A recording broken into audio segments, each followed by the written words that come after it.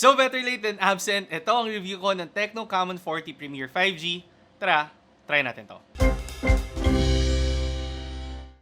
So yun nga, last time dito sa channel, nireview natin ng Tecno Camon 40 Pro 5G. Na nga, medyo naging controversial yung approach. Nakuha tayo ng ilang mga comment dito sa ating last video. Pero, kamusta nga ba ang Tecno Camon 40 Premier 5G? Magiging controversial din ba ang phone na to? Pag-usapan natin yan dito sa video. Pero syempre, as always, bago lahat, mag-subscribe muna kayo dito sa channel by clicking the subscribe button below, hit nyo yung bell icon para ma-update kayo sa mga susunod na videos. At kung sakaling nagustuhan yung video na to, nakatulong to sa inyo, i-like at i-share nyo na rin para naman malaman ng ibang tao kung gaano nga ba kaganda ang Tecno Camon 40 Premier 5G. Ngayon, syempre, simulan muna natin by unboxing this phone.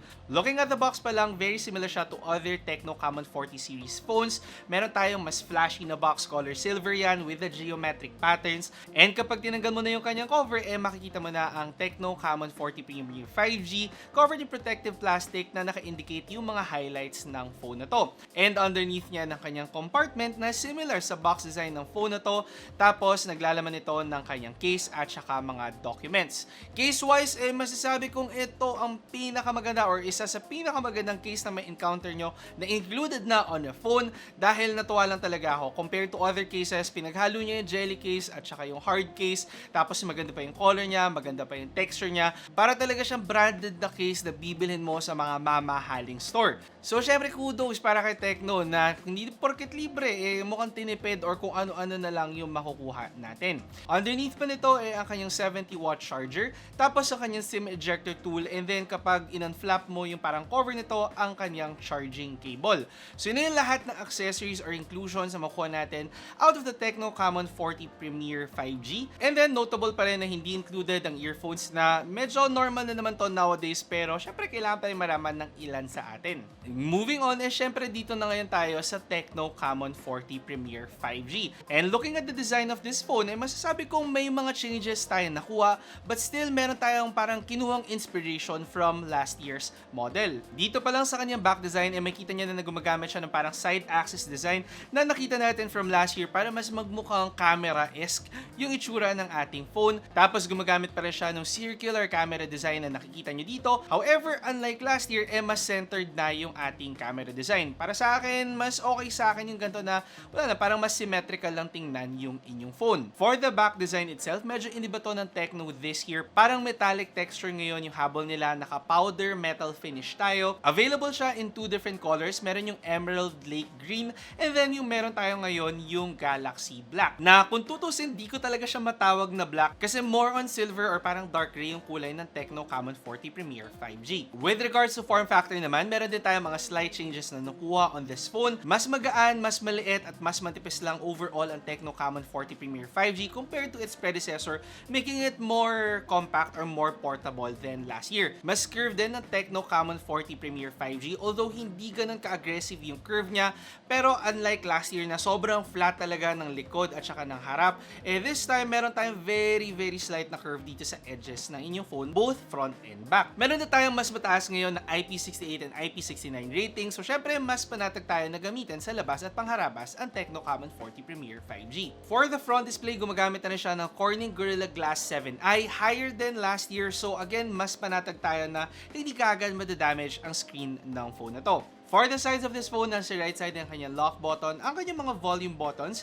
Tapos, nandito naman sa taas ang kanyang IR blaster, ang ating speaker grills. Nasa baba, ang kanyang another set of speaker grills, ang kanyang charging port, and then ang kanyang SIM card tray. Tapos, nandito naman sa kanyang kaliwa, ang kanyang one-tap button. Nakita na naman natin sa previous video yung mga features nito, pero syempre pag-usapan natin yan mamaya.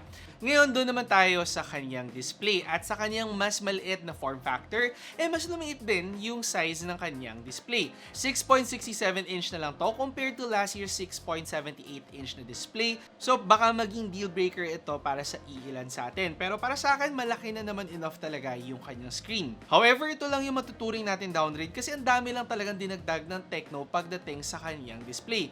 Mas mataas yung kanyang resolution and mas mataas din yung pixel density, giving you syempre a much better viewing experience. Mas mataas din ng konti ang kanyang refresh rate at gumagamit pa rin siya ng LTPO AMOLED display. So overall, marami lang tayo nakuhang upgrades pagdating sa screen ng phone na to. Pero hindi lang yan kasi naka-TUV Renland certification din tayo, so mas less lang yung eye stress nito sa atin. And also, naka 100% DCI-P3 na rin tayo, giving us a much better color quality or parang color accuracy pagdating sa screen ng ating phone. Basically, nakakakuha tayo ng flagship level specs, much better than other phones at the same price range. For the audio naman, gumagamit siya ng stereo speakers. Sabi kong clear naman yung audio nito even in higher volumes. However, yung volume level niya hindi lang kasing lakas ng other phones na na-encounter ko this year.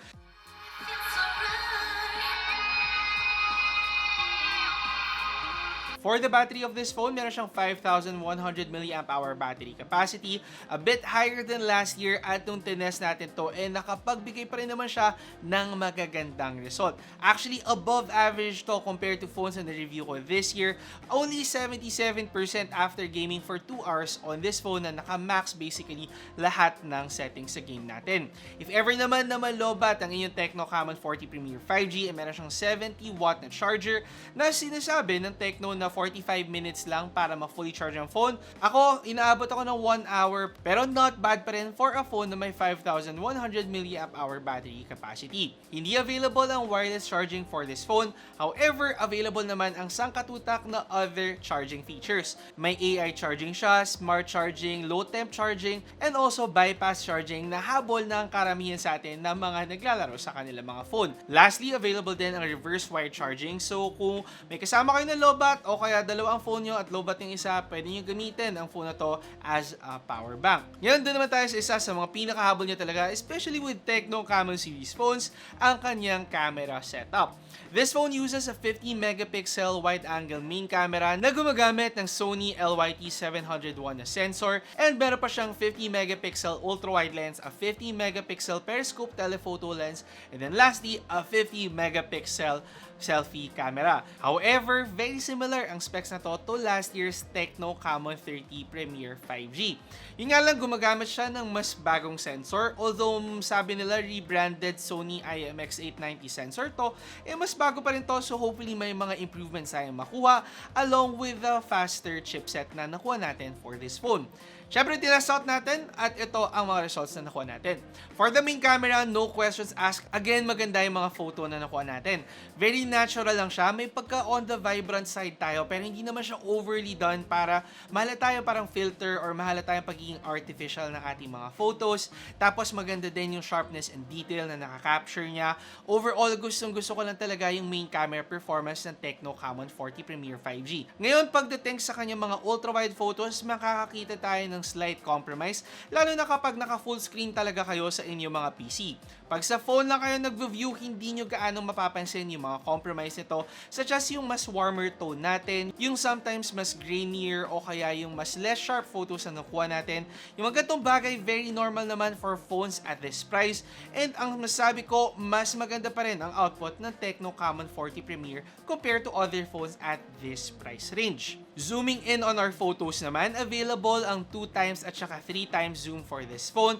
However, mas pipiliin ko ang 3x zoom dahil pagdating sa kanyang 2x zoom, halata lang natin yung pagiging crop ng ating mga photos. Mas may tendency na hindi to maging malinaw, lalo na kung medyo bitin ang ating light source. With 3x zoom kasi, mas natural lang tingnan ng photo, mas closer to our main camera's quality. So para sa akin, 3x zoom talaga yung go-to ko when zooming on photos. May tendency din na mag-blur ang kanyang mga photos, especially when zooming in, so medyo take time lang talaga when taking photos. Huwag nyo masyadong alugin or pag nag-click kayo, huwag nyo tatanggalin kagad yung camera ng inyong phone. Ngayon, with low light situations naman, masasabi ko na may good enough quality naman tayo, especially when using the main camera and also when using the 3x zoom. However, nagkakaroon tayo ng onting compromise when using 2x zoom at saka ultra-wide lens. So masabi ko lang, use the night mode para lang ma-make sure na maganda ang kanyang magiging quality. Ngayon, for selfie photos naman, maganda rin yung output na nakuha natin. natin, make sure nyo lang na huwag nyo tataasan talaga yung filters on your phone. Kundi magmumukhang pink talaga yung labi nyo at magmumukha kayo naka-lipstick.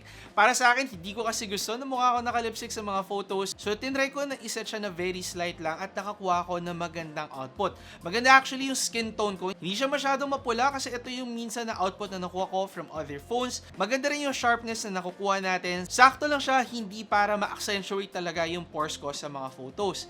However, may dalawa lang akong issue with selfie photos. Pagdating sa low light situations, medyo nako-compromise tayo ng konti. So better na mag-take tayo ng photos sa mga well-lit environment, and kapag against the light talaga, medyo hindi talaga magpo-perform ng maayos ang kanyang selfie camera. Make sure lang natin to take photos at better lighting situations. Ngayon, for the video naman, capable siya of shooting videos 4K up to 30 at saka 60 FPS. And then, nung tinry natin yan, na-impress ako actually sa quality ng kanyang video. Hindi naman siya yung flagship level talaga. Meron tayong artificial sharpening na nakukuha. Pero para sa akin, yung color at saka yung detail, nandun at maganda pa rin. Yung stabilization ng phone na to, maganda talaga. Hindi gaano stuttering yung video natin kahit naglalakad ako. Overall, pagdating sa camera quality ng phone na to, definitely one of the front runners of phones this year. Kung saan maganda yung mga photos natin. Medyo may hit or miss minsan, lalo na kung against the light tayo or kapag medyo shaky tayo when taking photos.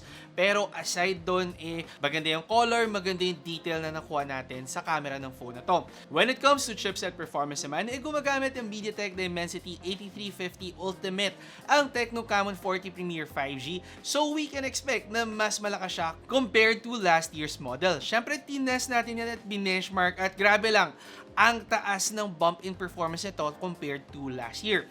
With other benchmarks din, mas mataas ang performance ng Tecno Camon 40 Premier 5G. So overall, nasa around 40 or 50% performance boost ang nakuha natin. A lot comparing to other phones na na-release ngayon taon. Napapadalas kasi yung 10 or 20% boost in performance. So kudos again sa Tecno sa matinding upgrade nila for the Tecno Camon 40 Premier 5G. Ngayon, syempre, nag-game tayo on this phone at nakakuha naman tayo ng magandang result. Actually, gusto kong maglaro sa Tecno Camon 40 Premier 5G. Maganda lang yung form factor niya, maganda lang yung screen niya, maganda din syempre yung performance at settings na nakuha ko for most games. Even for Genshin Impact, mataas yung setting na nakuha ko for a phone na under 25,000 pesos. And definitely, maganda ang gaming and chipset performance na nakukuha natin. At syempre, naglaro tayo ng matagal para i-check din yung thermal management niya. At masabi ko, uminit ang Tecno Camon 40 Premier 5G. Especially dito sa top part ng phone na to. However, di naman ako naka-encounter ng thermal throttling kahit na mga 3 to 4 hours ako naglaro on this phone. Actually, take note lang tong init na sinasabi ko, mga around 4-5 hours of gaming na to straight na nag-charge pa ako. So definitely, kung casual gamer ka lang, hindi mo to ma-experience, and kung gusto mo lang i-preserve yung lifespan talaga ng phone mo, iwas-iwasan mo maglaro ng mga around 4 to 5 hours sa iyong phone. Dapat lang, wag naman kayo magdamag talagang maglaro. Anyway, hindi pa nagtatapos dyan ang mga features ng Tecno Camon 40 Premier 5G. At kung ikaw ay nanonood pa rin, definitely mahaba talaga ang video na to. Dahil may NFC siya, 5G at saka IR blaster ang phone na to. And also may mga panibago tayong features na nakuha, katulad ng kanyang one-tap button. Yung one-tap button, same as the Tecno Camon 40 Pro, na meron tayong customizability na nakukuha, pero by default, kapag isang beses mo siya kinlik, mag-open ang kanyang flash snap mode sa kanyang camera, and kapag hinold mo naman siya, ma-activate ang kanyang AI assistant na si Ella. Other than that, meron pa tayong mga other AI features na nakuha on this phone. Siyempre, yung mga Google Gemini feature, katulad ng AI Translate at saka Circle to Search, and yung mga AI editing features, katulad na lang ng AI Extend or yung image extender nila para lang mas lumawak. The same with the Tecno Camon 40 Pro 5G na ayun, hindi naman siya perfect, hindi niya kayang mag-invento ng mga words out of nowhere. May mga details na nagiging blurry, pero para sa akin, good enough pa rin, and hindi naman noticeable kung hindi sobrang detailed ng picture na in-extend mo. Hindi rin pwede mawala yung AI Sharpness Plus and then yung AI Eraser. So AI feature-wise, siksik na siksik ang Tecno Camon 40 Premier 5G. Actually, marami pa siyang mga AI feature para lang talaga pagandahin yung ating camera experience. With the flash snap mode sa kanyang camera, mas kaya kaya nyo mag-take ng mga photos na fast-moving subjects talaga. Kapag kotse yan, batang tumatakbo, asong tumatakbo, mas madali nyo ma-capture at gagawing sharp with the AI Flash Snap Mode. Yung other features pa na hindi ko nabanggit, meron din tayong recording light dito to indicate kapag nagre-record ka using your phone, para lang, mas mapansin mo na nagre-record ka or para alam ng subject mo na nagre-record ka, as well as yung kanyang TÜV SUD or SUD certification, para lang masabi na yung quality ng phone na to or yung performance niya, hindi basta-basta magde-degrade kahit mga 6 years mo pa siyang gamitin. So madami tayong features and upgrades na nakuha on this phone, pero magkano nga ba ang Tecno Camon 40 Premier 5G? Sa halagang 21,999 pesos, definitely much cheaper siya than last year's Tecno Camon 30 Premier 5G. However, yung isa sa mga downgrade na nakuha natin, surprisingly, mas bumaba ang kanyang memory capacity with only 12GB of RAM and then 256GB of internal storage, as opposed to last year's 512GB internal storage. At sad pa dito, hindi expandable ang memory ng Tecno Camon 40 Premier 5G. So medyo mahirap lang yung ganito na available yung 4K video capture on this phone. Tapos camera focus pa ang Tecno Camon Premier 5G, pero mababa lang yung memory capacity niya compared to last year. Isa sa para sa akin, still slight compromise for the Tecno Camon 40 Premier 5G. Ngayon, kung hindi naman issue sa inyo yung 256GB, definitely hindi to magiging deal breaker sa inyo. At sa presyo na 21,999 na mas mura ng 2,000 pesos with all the upgrades na nakuha natin. Yung sa screen, yung sa kanyang mas bagong camera sensor na rebranded pero hopefully upgraded naman. Yung sa mas mataas na chipset performance, yung kanyang bagong design, and also yung mas portable or yung mas parang slightly compact na size ng ating phone. Definitely para sa akin, wala ako masyadong masasabing masama about the Tecno Camon 40 Premier 5G. Definitely a great choice for a phone at under 25,000 pesos lamang. Actually, kung makuha mo nga siya ng discount, baka umabot pa ng 20 or less ang phone na to. A great phone choice for 2025 with all the upgrades na nakuha niya and all the performance boost na nakuha niya din. Definitely the fastest phone under 25,000 pesos. Great camera, great chipset performance, great screen, great design. Great option ngayon 2025.